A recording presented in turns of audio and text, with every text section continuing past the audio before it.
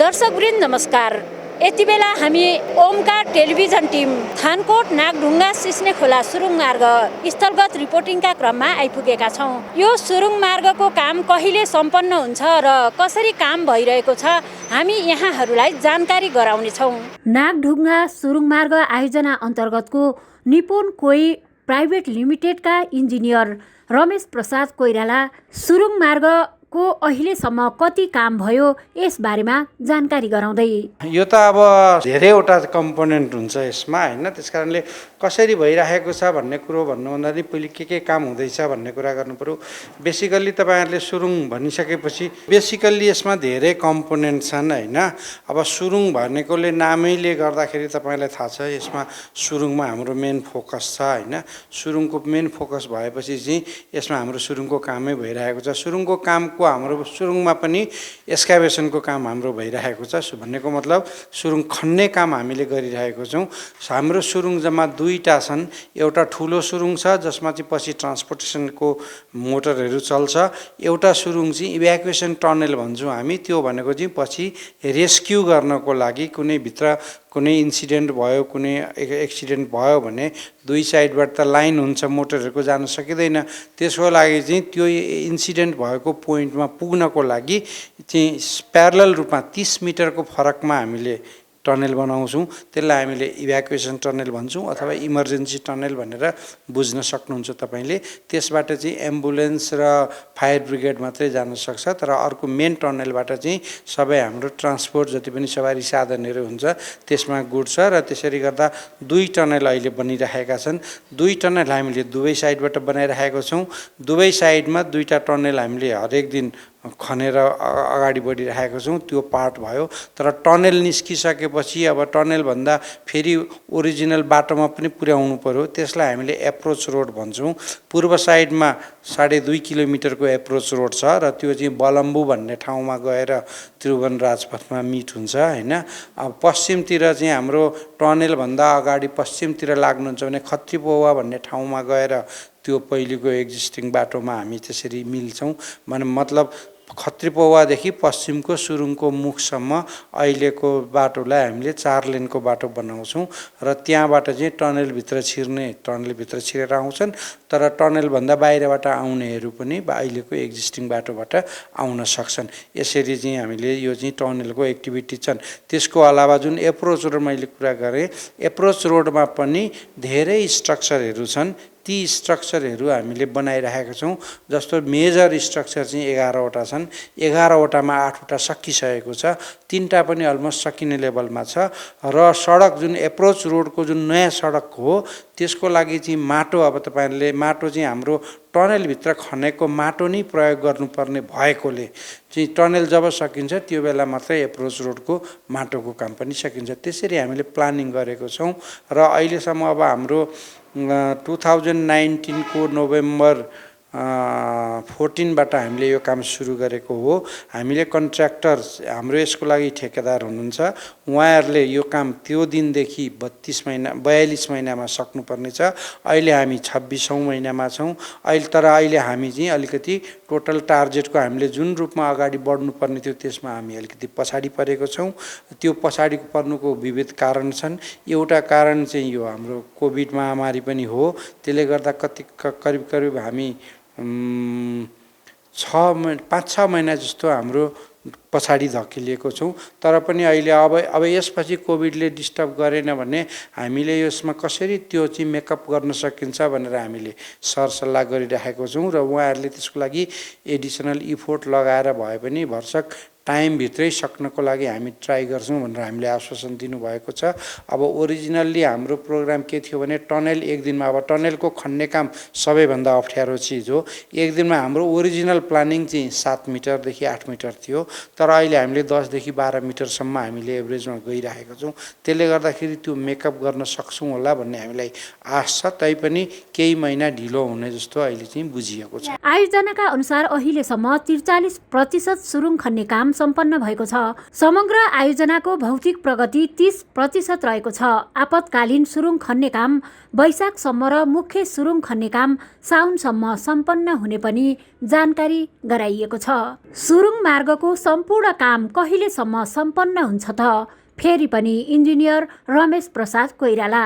साउनसम्म चाहिँ हाम्रो टनेल जुन छेड्ने काम छ नि, टनेल छेड्ने काम चाहिँ अहिलेको हिसाबले साउनसम्ममा सकिन्छ। त्यसलाई उहाँहरूले भन्नुभएको होला, तर अब हाम्रो त्यो अर्को वर्षको साउन त हाम्रो दिएको टाइमै हो, किनभने टनेल मात्रै छेडेर मात्रै त हाम्रो काम हुँदैन।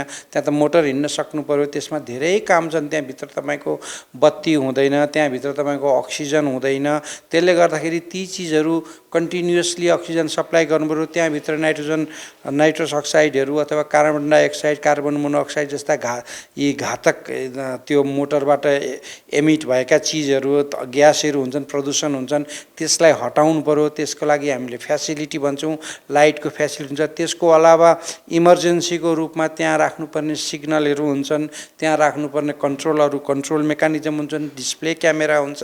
त्यसपछि फायर फाइटिङ इक्विपमेन्टको लागि तपाईँको फायर हाइड्रेन्ट भन्छ। त्यो चाहिँ अब यी सबै टेक्निकल कुरा भए तैपनि मतलब त्यहाँभित्र पानी आएको लागि हरेक ठाउँमा दमकल जस्तो पानी राख्नु पर्यो।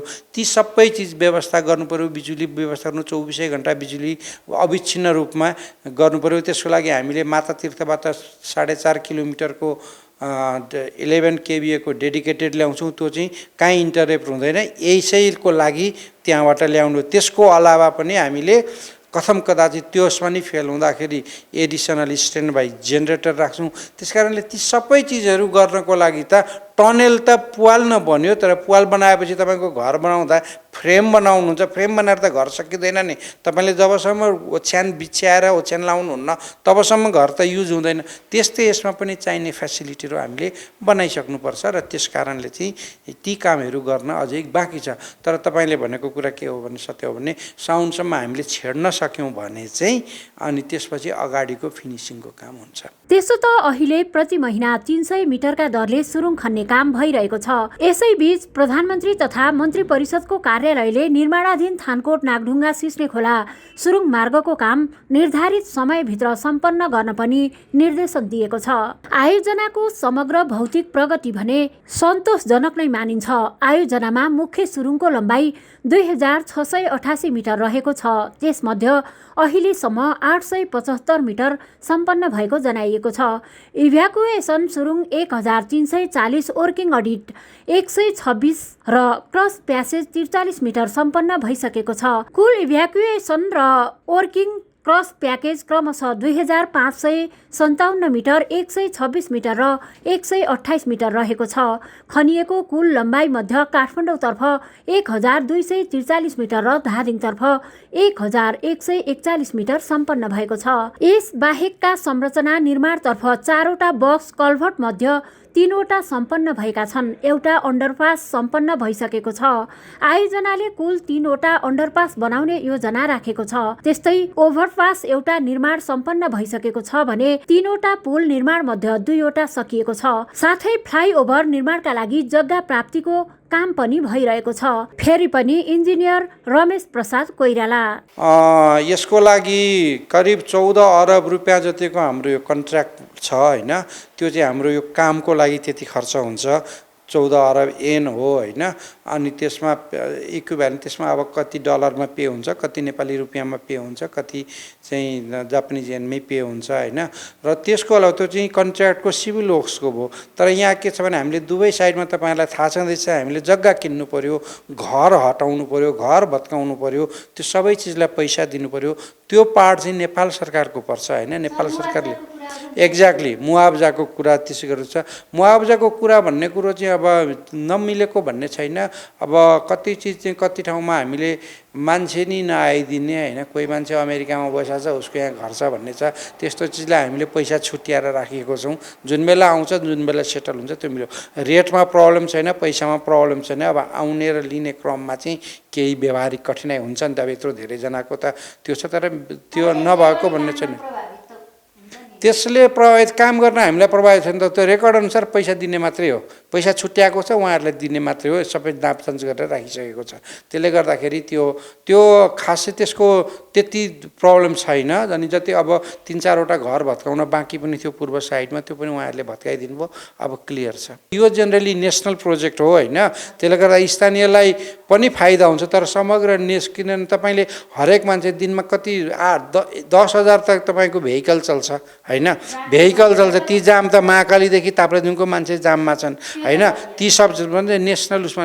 अब लोकलको लागि चाहिँ अब लोकललाई त अब कतिजनाले भन्नुहुन्छ हामी लोकललाई त के भयो र नि उस्तै त हो नि भन्ने छ। तर पनि अब यो प्रोजेक्ट आएको कारणले गर्दाखेरि अब तपाईँ एक हिसाबले भन्नुहोस् न, हामी आउँदा 3 लाख रुपियाँ आना भनेर उहाँहरूले कुरा गर्नुहुन्थ्यो। अहिले अब त्यो कहाँ पुग्यो 30-35 लाख कति पुगिसक्यो होइन।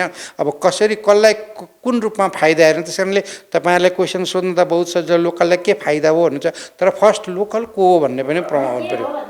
त्यसले गर्दा सबैले डाइरेक्टली इन्डाइरेक्टली सबैलाई फाइदा छ। उहाँहरूलाई पनि त यो बाटो प्रयोग गर्नुहुन्छ, त्यो पनि फाइदा भयो। जसरी अरूलाई फाइदा भयो त्यस्तै उहाँहरूलाई नि फाइदा भयो। उहाँहरूलाई एडिसनल फाइदा भयो होला, यहाँ नागढुङ्गा भएकोले हाम्रो घर नागढुङ्गा नेरी छ भन्न पायो होला। केही चिज डिस्टर्बेन्स पनि भयो, उहाँहरूलाई दुःख पनि भयो। यस क्रममा कहिले बाटो बन्द हुन्छ, कहिले के हुन्छ होइन। कति ठाउँमा पानीको स्रोत पनि हामीले सुकेको छ, त्यसको लागि अलावा हामीले पानीको लागि सप्लाईको व्यवस्था गरेका छौँ। तर उहाँहरूलाई त दुःख पनि भयो नि, उहाँहरूलाई फाइदा पनि जस्तो अरूलाई फाइदा हो त्यस्तै उहाँहरूलाई फाइदा आएको छ। उहाँहरूलाई केही दुःख पनि भयो। तर अब त्यो विकास निर्माण क्रममा यो कसरी हामीले त्यसलाई सकेसम्म कम होस् भनेर हामीले जहिले पनि अब डिजाइन पिरियडदेखि नि त्यस्तो चिजलाई ध्यान दिने गरेको छौँ होइन। तर अब समग्र रूपमा के हुन्छ भने यो एरिया बढ्यो, यो एरियाको विकास भयो भने त सबभन्दा बढी त फाइदा त उहाँहरूलाई पनि हुन्छ। त्यसले गर्दा के स्थानीयलाई के फाइदा भयो भनेर क्वेसन सोध्दै यो स्थानीय भनेको को हो भन्ने फर्स्ट डिफिनेसन फिक्स हुनु पऱ्यो होइन। बगलमै जोडिएकोलाई स्थानीय भन्ने कि 100 मिटर परकोलाई स्थानीय भन्ने यो अलिक अवेग छ क्या, त्यो बुझ्न अलिक त्यो छ।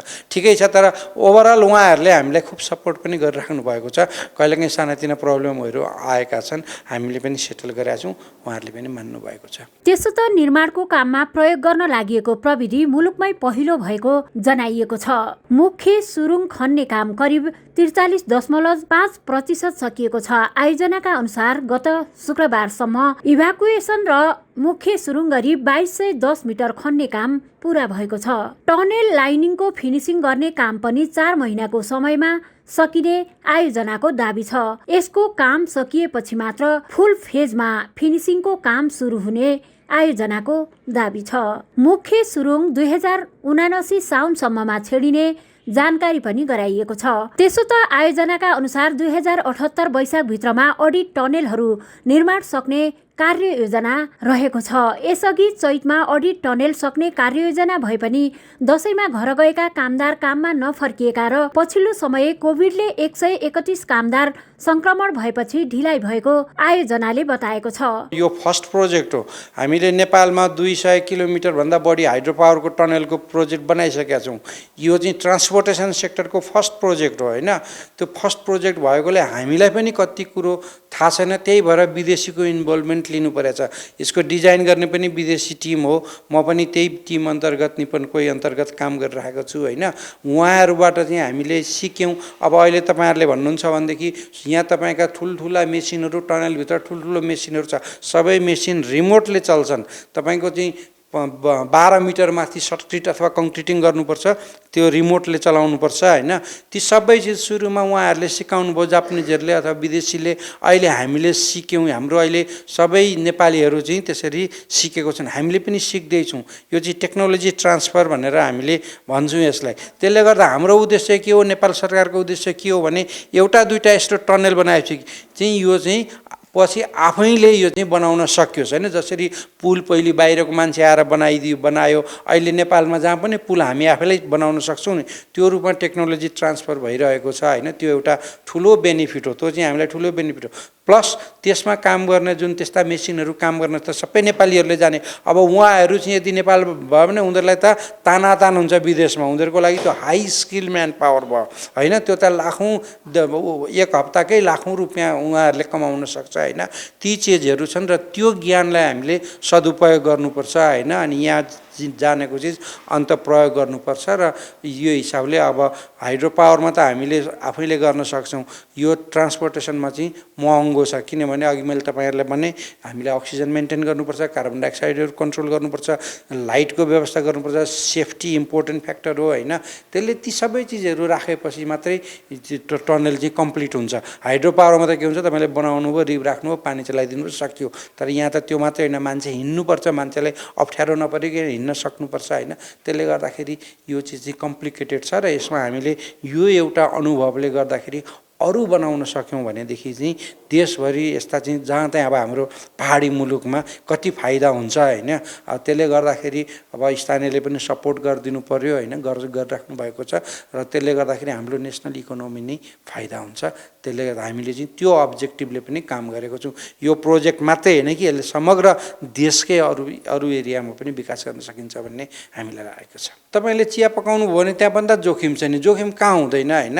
तर पनि त्यसको लागि चाहिँ सेफ्टी प्रोटोकलहरू हामीले फिक्स गरेको छौँ। त्यहाँ काम गर्दाखेरि हरेक ठाउँमा चाहिँ सेफ्टी एकदम हाम्रो सेफ्टीको सुपरिन्टेन्डेन्ट नै राखेको छौँ होइन। उहाँहरूले हरेक दिन हाम्रो सेफ्टी मिटिङ हुन्छ, हरेक दिन टुल बक्स मिटिङ हुन्छौँ। बिहान 10 मिनट सबजनाले स्ट्यान्ड बाई राखेर प्रहरीहरूले त्यो खेल्छ नि त्यस्तो परेड, त्यस्तो स्ट्यान्ड बाई राखेर हरेक दिनको लागि हामीले वार गर्छौँ। उहाँहरूलाई चाहिने सेफ्टी गियरहरू हामीले सबै दिएको छौँ होइन। तर पनि काम गर्दाखेरि सानोतिनो भए तपाईँ आफैले साग काट्दा हातमा काट्नुहुन्छ होइन। त्यस्तै हो, त्यो गर्दाखेरि कहिले के हुन्छ। त्यसको लागि हामीले स्ट्यान्ड बाई हाम्रो यहाँ तपाईँले बाहिर देख्नुभएको छ, हामीले यहीँ क्लिनिक राखेको छौँ, स्ट्यान्ड बाई त्यो राखेको छौँ, एम्बुलेन्स राखेको छौँ होइन। सानोतिनो इन्सिडेन्टहरू भइरहेछन्, टुलहरू हुन्छ, तपाईँका कति टुलहरू हुन्छन्, कति मेसिनहरू हुन्छन् होइन। मेसिनरी चिज भनेको त तपाईँ आफूले मात्रै होइन, मेसिनले पनि कहिले धोका दिन्छ होइन। यी चिजहरू छन्, त्यस कारणले इन्सिडेन्ट हुन्छन्, एक्सिडेन्ट हुन्छन्। तर एक्सिडेन्टको लागि त्यसलाई हामीले वेल प्रिपेयर हुनुपर्छ। सबै हामीले हरेक दिन हामीले त्यसलाई उहाँहरूलाई ट्रेन गर्छौँ, उहाँहरूलाई चाहिँ भन्छौँ त्यसको लागि अनि मोनिटर गर्छौँ। हाम्रो हरेक ठाउँमा के सिसिटिभी राखेको छ, सेन्ट्रल लेभलबाट हामीले त्यसलाई मोनिटर गरिराखेको हुन्छौँ। अब अनि त्यसपछि भेहिकलहरू पनि अब सबैमा हामीले वार्निङ सिस्टम, पछाडि ब्याकलाइट, साउन्ड सबै राखेको हुन्छौँ होइन। अनि हरेक ठाउँमा चाहिँ सपोर्टको लागि पछाडिबाट सिग्नल म्यानहरू राखेको हुन्छौँ। सकेसम्म हामीले हुन सक्ने जति थ्योरिटिकल हामीले बताउँछौँ नि, सेफ्टी हुनलाई के चाहिन्छ भन्दा सेफ्टी हुनलाई यो चाहिन्छ, त्यो सबै चिज हामीले मेन्टेन गरेको छौँ अघि। त्यसले गर्दा काममा अब सेफ्टी नभएको काम त संसार त्यो रिस्क नभएको काम त संसारमा कहीँ पनि हुँदैन होइन। त्यो कुरो रियालिटी पनि हो। तर त्यसलाई मिनिमाइज गर्ने, मिटिगेसन गर्ने काम पनि हामीले गरिरहेको छौँ र त्यो हिसाबले हामीले फुल सकेसम्म कहीँ पनि हामीले कम्प्रोमाइज गर्दैनौँ। तर त्यति गर्दा पनि इन्सिडेन्ट नहुने होइन, इन्सिडेन्ट भइरहेका छन्। त्यसो त इभ्याकुएसन टनल आपतकालीन अवस्थामा प्रयोगका लागि मुख्य सुरुङ मार्गसँगै समानान्तर हुने गरी बनाइने सुरुङ हो। यसरी समानान्तर हुने गरी खनिने स्केप टनललाई प्रत्येक 375 मिटरमा सहायक बाटो क्रस प्यासेजले मुख्य सुरुङसँग जोड्छ। आयोजनाका अनुसार समग्रमा हालसम्म 30% काम सकिएको बताए पनि त्यससँगै आर्थिक रूपमा मोबिलाइजेसन रकम सहित 37% खर्च भएको आयोजनाले जनाएको छ। नेपालमै पहिलो पटक निर्माण भइरहेको यो आधुनिक सडक सुरुङ मार्ग 2.7 किलोमिटरको हुनेछ। काठमाडौँतिरको पोर्टल चन्द्रगिरी 1 टुटी पाखामा रहनेछ भने धादिङतिरको पोर्टल धुनीबेसी नगरपालिकाको सिस्ने खोलामा हुनेछ। जापान सरकारको करिब 16 अर्ब रुपैयाँ सहुलियत ऋण र नेपाल सरकारको 6 अर्ब गरी 22 अर्ब रुपैयाँमा लागत रहने अनुमान सहित यो सुरुङ मार्ग निर्माण भइरहेको हो। निर्माणको काम जापानी कम्पनी हाजमा आन्दो कर्पोरेसनले गरिरहेको छ। सुरुङ मार्ग निर्माणमा जापानी प्रविधिसँगै नेपाली पनि खटिएका छन्। यो आयोजना सम्पन्न पश्चात पक्कै पनि थानकोट नागढुङ्गामा लामो समयसम्म अर्थात् घण्टौँसम्म बस्नुपर्ने जामको समस्याको अन्त्य हुने र आम सर्वसाधारणलाई पनि सहज हुने वातावरण पैदा हुने कुरालाई नकार्न सकिन्न। ओमकार टेलिभिजनका लागि क्यामेरामा हरि भण्डारी र ओम बुढाथोकीका साथमा शान्ता लम्साल, थानकोट, काठमाडौँ।